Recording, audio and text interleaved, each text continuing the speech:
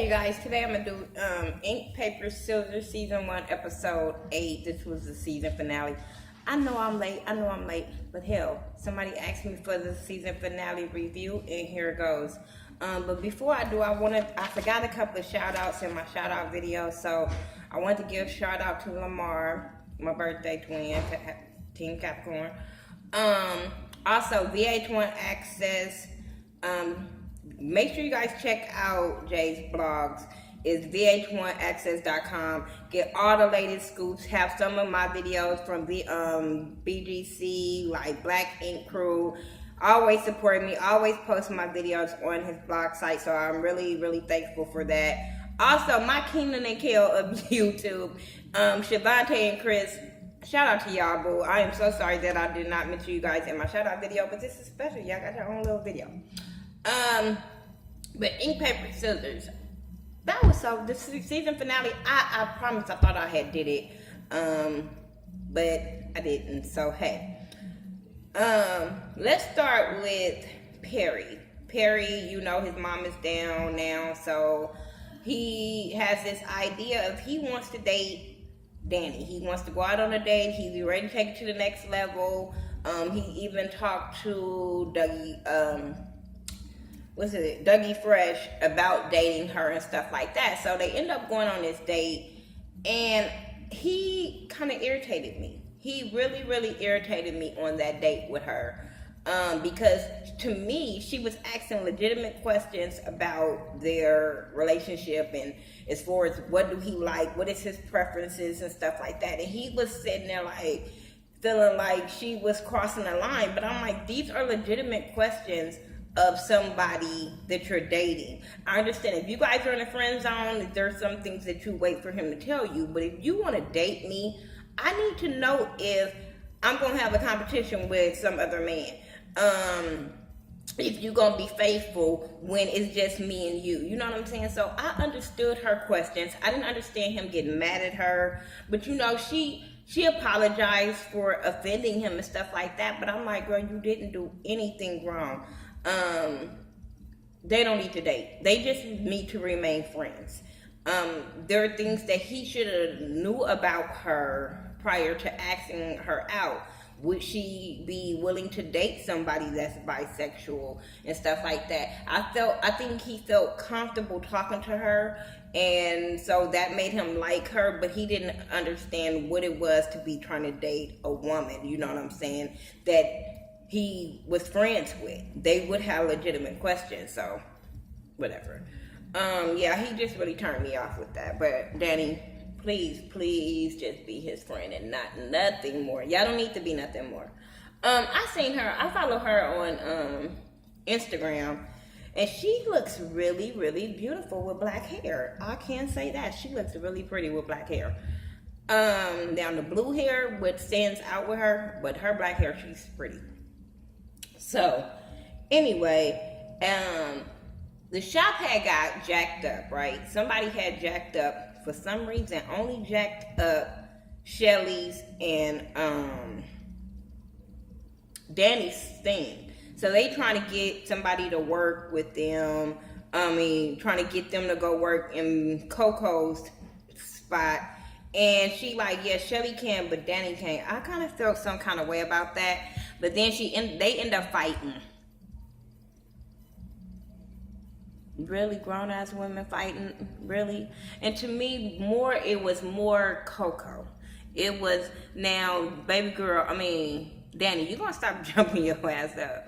But Coco, I think, swung first. And I was just like, this fight is for what? This fight is stupid. They gonna have to work together. They eventually have to work together. And then when they did have to work together, Shelly ended up making them talk. And then all of a sudden they cool. They were trying to figure out what they going out, what they wearing. You know, they doing hair together. Then when baby girl comes and seeing this shit and questioning this shit, she don't want to talk to her no more. She got new friends. She don't talk to your ass. She got new friends. No, I'm just saying, they not new friends. They not real friends. I don't understand that. But yeah, when baby girl came in there to talk to Coco about Inkman, I'm with Coco. Bitch, you left me the way you left me, and now you want to be my friend now that it's not going the way you want it to go with Inkman, bitch, I don't want to be your friend either. No. And then you was talking shit to her when she said something about it. You talk shit to her, but now that is not like I said, it's not going the way you wanted it to go with Inkman. Now you want to be back her friend. Nah, I would make her ass really squirm to be back cool with me because no. Like I said, I don't mind her working by herself, building her own brand, stuff like that. It was just the way baby girl was going about certain things. Okay. What else? Montana. No. We'll talk about the mask. Baby girl and Inkman. So like I said, she has a problem with Inkman because they didn't go the way she wanted it to go. He was showing you who he was before they even went out. When y'all went out, the question he asked about what do you bring to the table was a legitimate question. I didn't understand her problem.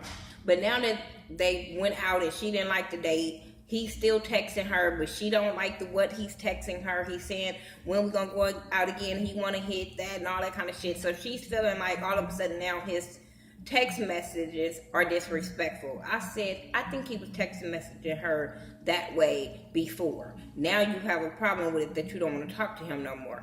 Then she was telling him like she didn't want him to text her anymore because he was disrespectful. So he kept on texting her, and I don't care. I think that she was feeding into some of these text messages. That's why he was still steady texting her. But when he came into that shop and they didn't show we couldn't hear the audio. But from what we saw, he came in the shop, she came in the shop. She said something to him, he said something back, she swung on him. He tried to grab her. She's steady going crazy. He's steady trying to yoke her up like on the wall where she can't hit him. So luckily everybody saw this on film. They was watching it on film. They end up calling Montana because for some reason, I don't know if they just don't call Ramsey, but they call Montana. Montana comes because they end up calling the police. So now Montana has to square everything away with the police so there won't be no problems. Inkman won't go to jail for putting his hands on a woman because y'all know, regardless of the situation, usually the police sides with the woman, not knowing that the woman is the one that's being aggressive and not the man.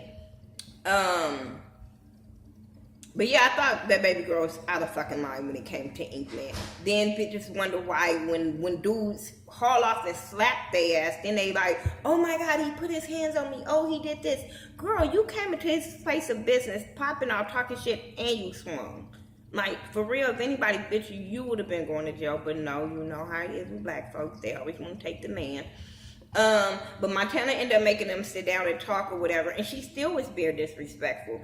He wasn't apologizing to her the way she wanted him to apologize. He was looking like, bitch, what do I need to apologize for? But at the end of it, he ended up apologizing to her because he was just like, bitch, I won't talk to you, say nothing to you, all that. She was calling him manipulative, and I was like, no, I think that's you. I don't think that's him. I think that's been you with this whole situation. Then you want to cry and act like the victim, and I'm like, you was the bitch in the situation. Like, come on. I wasn't here for the way she was treating Inkman.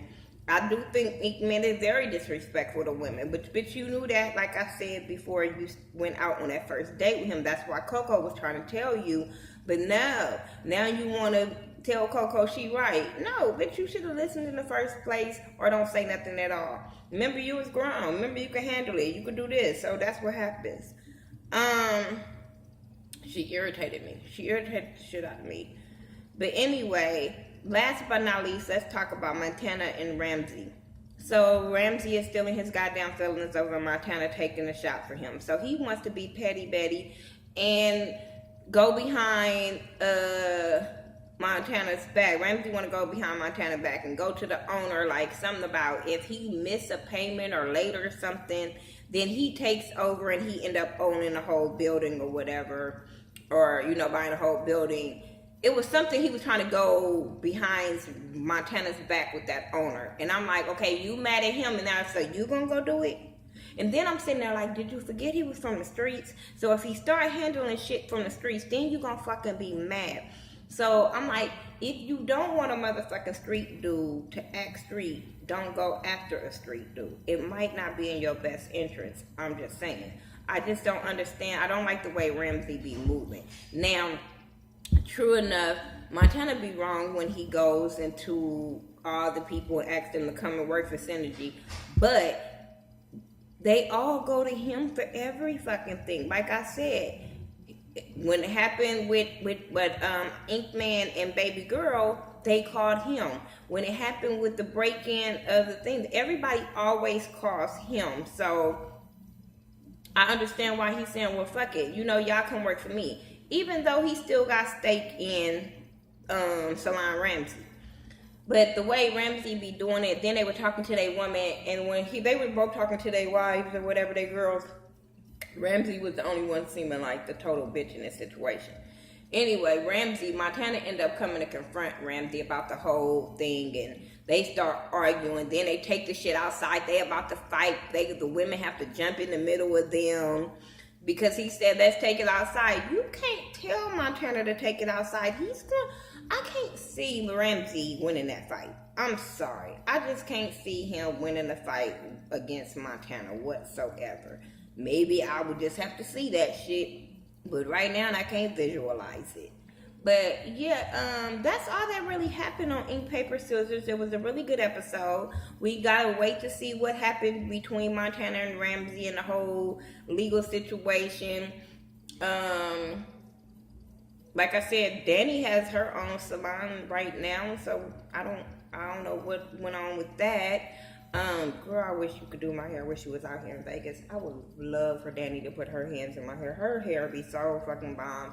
And then when I go on her Instagram and the hair that they be doing, they be on point. I'm just saying, I'm about to go wrap my hair so I can go out tonight. But yeah, it's New Year's Eve, so I'm about to get my hair wrapped up and go to bed for a couple of hours, and then I'm gonna go out. If I make it, I'm telling y'all, I'm so tired. If I make it. But yeah, that's my review for Ink, Paper, Scissors, season 1, episode 8 finale.